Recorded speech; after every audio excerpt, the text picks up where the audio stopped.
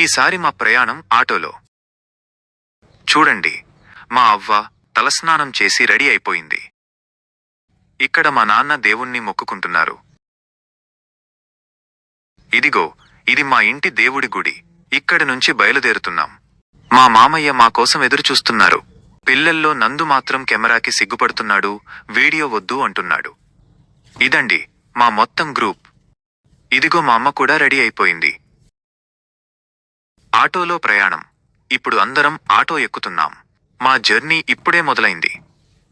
Auto ఎక్కగానే పిల్లల అల్లరి స్టార్ట్ అయిపోయింది. నేను మా మామ వెనకాల సీట్లో కూర్చుని జోక్స్ వేసుకుంటూ నవ్వుకుంటున్నాం. టిఫిన్ మరియు బ్రేక్. దారిలో ఆకలేస్తే హుసేన్పురంలో టిఫిన్కి దిగాం.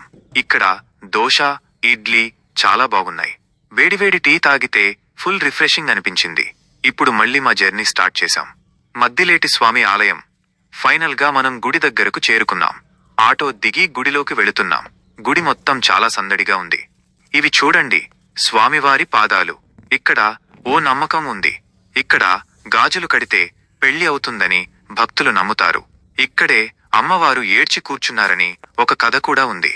మొత్తం గుడి వ్యూ చూడండి, ఎంత ప్రశాంతంగా ఉందో. ఈ గుడికి మరో గొప్ప నమ్మకం ఉంది.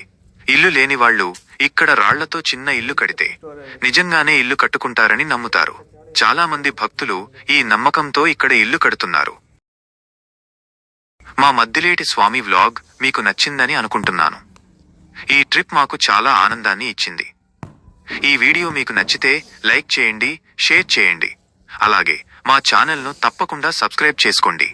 మళ్ళీ మరో వ్లాగ్తో కలుద్దాం. అంతవరకు సెలవు.